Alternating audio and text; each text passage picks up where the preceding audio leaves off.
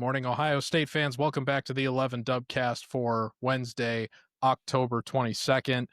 Sorry if you missed us yesterday. If you were one of the many people affected by the AWS outage across the country, our video platform that we use to record the Dubcast and all our other shows here at 11 Warriors was also affected. So by the time they got it up and running last night, Jones, or Monday night rather, Jones had already brushed his teeth and was ready to tuck himself into bed. So I decided to let him go. And yeah, I know that many people look forward to the film study teaser episode every week. That's probably our most coveted episode, if you will. So we apologize for missing on that yesterday, but we'll be sure to be back for to tease his film study next week. And you can still look forward to film study dropping this Thursday on the 11 Warriors YouTube channel. But until then, for today's return of the Dubcast, I'm joined once again by our deputy editor at 11 Warriors, Dan Hope. Dan, how are you doing this morning? Doing all right. How about yourself? It's good to be back. I always feel out of sorts when I don't get one of these up during the week. So once again, I apologize for missing yesterday, but glad to be back and talking to you.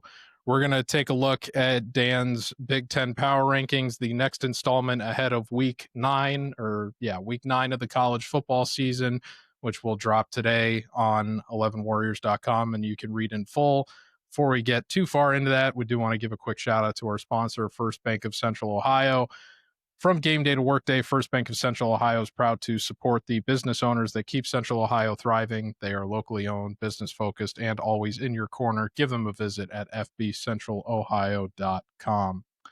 So, Dan, the talk of the town last week when you ducked your usual episode to talk about your Big Ten power rankings was that you had anointed Indiana above Ohio State in your power rankings.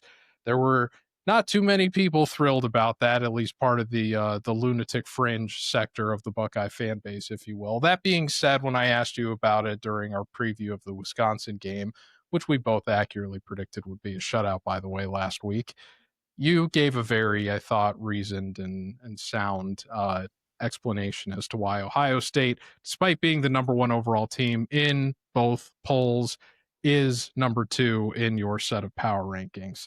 And Indiana has since risen to number 2 in the country themselves. So it does feel like it's a 1A, 1B situation in college football, even if Ohio State is getting most of the first place votes. Over the weekend, Indiana did have a 38-13 win over Michigan State. Michigan State obviously not having, the most spectacular of seasons in the Big Ten, so it's hardly a marquee game on their schedule or anything, but they certainly didn't do anything to talk themselves out of the top spot in your rankings. That being said, this was probably the most dominant victory Ohio State has had over an FBS opponent this season, this past weekend, in the form of the 34-0 win over Wisconsin. The defense is obviously historically great. I'm just curious, did the gap get any closer in your estimation after this week between Ohio State and Indiana? Is it about the same? Do you think it got wider? What would Ohio State have to do coming out of the bye week to leap back ahead of Indiana to the top of the power rankings in your eyes? Well, I guess Indiana would have to not play well against UCLA, right? Because there's not really much that Ohio State can do on a bye week, right? So, I don't know really what Ohio State can do this week. But, again, as I said last week, it's really just about resume. It's really about, Indiana's got a road win over Oregon. Not to any fault of Ohio State, but the reality is that Texas win just doesn't have as much cachet as it did at the time because, Texas almost lost to Kentucky this past weekend. They have not been the team they were expected to be. Washington was maybe their second biggest win going into the week. They have a dud against Michigan. That win's lost some of its cachet. And so you look at, who Ohio State's resume. Who's its top ranked opponent right now that it's beaten? It's Illinois. Indiana beat Illinois by a bigger margin. They also have that win over a top 10 team, a team that looks like a playoff team in Oregon. So for me, I'm just going off a resume and saying that, I think right now Indiana has the better resume. That's not to any fault of Ohio State. It's just a matter of, Indiana has, that more dominant win against the common opponent and has, that bigger road win over Oregon. And so, it's going to be one of those things where if the teams keep winning, it's going to be there's going to be no conclusive answer on who's the better team until hopefully they meet in Indianapolis in the Big Ten championship game. And, we'll get some more data points here. They both play Penn State here coming up in the next few weeks. So that'll be kind of another data point to look at in terms of comparing these two teams. But, in my estimation, I seem to be in the minority right now based on, how, AP and coaches poll voters are voting. But based on my estimation, Indiana has the more impressive resume so far. And I know it's like, I know that the retort's going to be like, would you really pick Indiana to beat Ohio State right now? No, I wouldn't. But I've said it in the intro every single week. My power rankings are based on what teams have done so far, not what I think they'll do going forward. I have to hold myself to that standard. I can't change the way I rank the teams just because I write for a website that supports a certain team. And so if I'm going to hold myself to that standard, my objective answer is I think Indiana has the best resume in the Big Ten right now. Yeah, just to be clear, I meant more in terms of like long term or across the rest of the regular season, not even just relative to when these teams hopefully ideally meet in the Big Ten championship. What would Ohio State have to do to jump them? Obviously, we're going into a bye week. There's not really much Ohio State can do in terms of controlling its own fate. Indiana's probably not faded for a letdown performance against UCLA. That being said, I'm sure Penn State felt similarly when they were playing the Bruins a handful of weeks ago. And Kurt Signetti has talked up UCLA a lot this week. He, I believe, referred to them as a 3-0 team since they let Deshaun Foster go, and that it's really been a rebirth for that program. And so they deserve a lot more respect than the entire sum of their season would indicate. Are you confident that they're going to get it done this week? And would you, out of all the other games that fans of Ohio State could be watching this week relative to the Big Ten with Ohio State on bye, would you recommend keeping an eye on that one, given not only does Indiana appear to be the biggest threat to Ohio State right now with respect to finishing the season undefeated, assuming they both go to the Big Ten championship, but as you and I and Chase have talked up, UCLA is probably the toughest opponent Ohio State has left on its schedule other than Michigan in the regular season. And so you might want to keep an eye on them as the Buckeyes prepare to take them on in a handful of weeks in mid-November. Yeah, I mean, UCLA is an interesting team right now because, like you said, I mean, but the team they've been in October has been completely different from the team they've been in September. Now, you look at the rest of UCLA's schedule, and it's like on paper, you feel like this rise they've been on probably starts to end this week because the rest of their schedule is a lot tougher than the team they've played the last few weeks, and that's based on what we know Penn State to be now, not what we thought Penn State was going into that game. And so, I think the schedule is going to get tougher for UCLA, but this is a big game for them to show. If they can hang with Indiana, they can contend with Indiana, especially going on the road to Indiana, that'll be another statement that this UCLA team is not the team it was early in the year. I think regardless of what happens from this point forward, UCLA has proven something the last few weeks. I mean, they were a team. I mean, I said it when they were 0-4, I thought they were going to go 0-12. Like the fact that they have done what they've done the last few weeks has been really impressive for UCLA. And I think no matter how the rest of the season goes, they deserve a lot of credit for that. I do expect Indiana to win, but I'll be interested to see if UCLA can keep it competitive.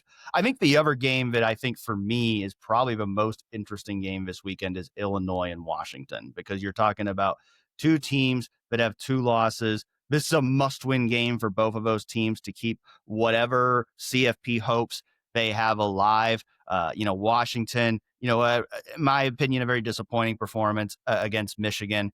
I've been a big believer in Damon Williams Jr., but what we've seen from Washington is they've been very dynamic offensively against bad teams, but in the two games they've played against good teams, Ohio State and Michigan, they've been completely shut down. And so I'm interested to see, can Washington bounce back at home playing against Illinois? And then, same thing for Illinois. I mean, they're a team.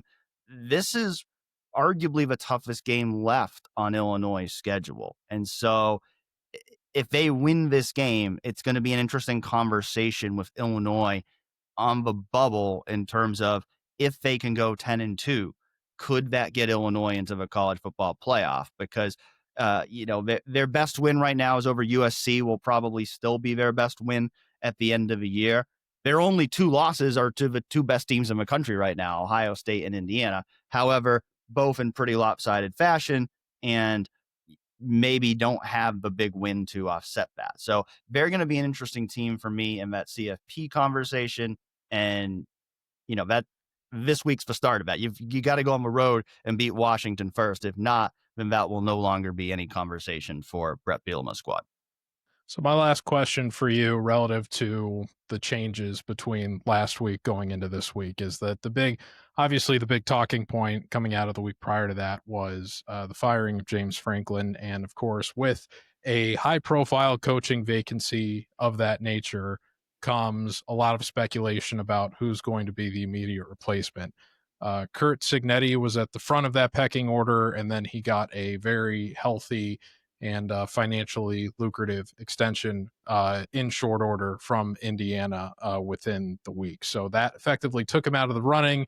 That is also an extension that seems to have raised a lot of eyebrows around college football relative to how many other coaches in and out of the Big Ten that could be in line for the Penn State job are going to get extensions of a similar nature in short order.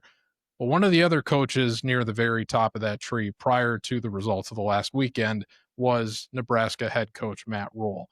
Nebraska then went to Minnesota to play PJ Fleck and the Golden Gophers on Friday night, and they had quite a letdown performance. I have to say, as somebody that watched that entire game, I'm not sure I can remember too many other instances of just overall watching a poorly coached team. They gave up lots, and some of this wasn't entirely on the offensive line, and it was kind of equal blame between the line and Rayola, but they did give up 9 sacks to Minnesota. You compare that, if you're an Ohio State fan, to how Ohio State did against Minnesota. I believe Julian Sayin did not get sacked once when Ohio State played Minnesota a handful of weeks ago. It was one of the most truly pathetic performances by an offensive line that I can remember, and a lot of it came down to like just people missing assignments, not knowing assignments, and a lack of execution. It was a really, really bad, discouraging performance if you're a Nebraska fan. I've seen several fans of the Cornhuskers calling it the worst defeat that they can remember for that team in a very long time, for a team that was a road favorite. Accordingly, you have moved Minnesota ahead of Nebraska in your power rankings. Nebraska is now just barely clinging to a top 10 rating in the Big Ten. Of course, there are only 18 teams in the Big Ten, so now they have fallen technically into the bottom half of the conference. How do you believe that this most recent result, given the way that it manifested, has taken Matt Rhule out of the running for the consideration of the Penn State job, given what Nebraska presumably would have had to accomplish to make him a more legitimate candidate? Or do you think his ties to that program still put him at the top of the pecking order, especially considering how many other coaches that would otherwise be considered for that job are probably in line to get extensions from their current schools, given what just happened with Signetti? Well, I think the bigger question is, did Penn State fire James Franklin with already having its next coach in mind? And if it did, was that next coach Matt Rhule? Because he is a Penn State alum. He's worked with Pat Kraft before. He's been kind of a name. I think most people expected from the jump Curt Signetti was going to be a target, but Curt Signetti was probably going to stay put at Indiana. That Indiana's shown, and they certainly shown this last week, that they are going to put resources behind Curt Signetti and that Indiana football program. And I mean, they're probably going to be playing in January. He's got a chance to win a national championship this year at Indiana. It's not a good time for him to go leave for another program. And so, I think Matt Rhule has been like the logical name from the beginning for that fit. But you see a game like that, and you got to come out of it saying, would this guy really be an upgrade over James Franklin? I mean, you were saying Nebraska fans are saying that's a worst loss they can remember in a long time. I mean, that's saying something. Nebraska has lost a lot of games in the last decade, and they've had a very similar narrative to Penn State that they don't win the games. They they don't even, I mean, they've actually been worse than Penn State until these past couple weeks, in the sense of they don't just not win the big games. They also don't win all the games they're supposed to win. They lose. Their big narrative has been they lose a lot of one score close games. Now this wasn't even that. This was they got their ass kicked. But it's been the narrative. I think that narrative is not necessarily a reflection of Matt Rhule, in the sense that it dated to Scott Frost, it dated to the last several coaches that, I mean, really since Frank Solich was the coach there, it's like it's just kind of been it's just kind of been a program that has been a shell of what it used to be. And I think, Matt Rhule's been viewed as somebody who's elevating the program, but then you see a loss like that and it's like, well, why? They're still kind of stuck in that hump of just being that middle tier Big Ten team that's not winning those big games. The Michigan game was a very winnable game at home too, and they didn't win that one either. And so, it looks like another season headed toward a disappointing result for Nebraska. And I think, if I was a Penn State fan, you see a loss like that, it's hard to get real infused about Matt Rhule being the guy. The question is, if not Matt Rhule, then who is the guy? Because there's not really another super obvious candidate out there. Now, that doesn't mean that one won't emerge, but right now, there's not really another candidate out there who's like an obvious guy for the job. And so, we'll see how things unfold over the next several weeks. We'll see if Matt Rhule even takes the job if offered. But, certainly, if you were a Penn State fan buying into the idea of Matt Rhule, that was not a good first impression to make. No, not at all. I think that they definitely need someone with a more proven record against top 25 teams, perhaps even someone that has experience winning in the CFP and winning a national title. And that's why Penn State should hire Ed Orgeron to be head coach of the Nittany Lions. But only time will Go tell Nittany who Lions. Penn. Yeah, exactly. Only time will tell who the Nittany Lions will select as their head coach. We'll see if Nebraska does recover. Maybe, the AP poll is allergic to giving Washington any props this year. Maybe Nebraska will end up back ranked in the polls this season before Washington finally does. I know people were very sore about that last week before Washington ultimately lost to Michigan. So we'll see which team bounces back first. And we'll see how the rest of the teams continue to rise and fall in the rankings as the season rolls on, courtesy of Dan Hope. Again, you can check out the full rankings for all 18 teams in the Big Ten at 11warriors.com later today, courtesy of Dan Hope. Dan, thank you for joining me once again. We will be back on the 11 Dubcast tomorrow with Andy Anders, and we will have another special appearance from Ramsey Nasrallah for the Friday episode of the Dubcast to close out the week to help you get through the bye week without Ohio State football, thankfully coming back November 1st against the Nittany Lions. Until then, thanks for tuning in. Thanks to our sponsor, First Bank of Central Ohio, and we'll be back tomorrow morning. Thanks for sticking around. Take care, folks.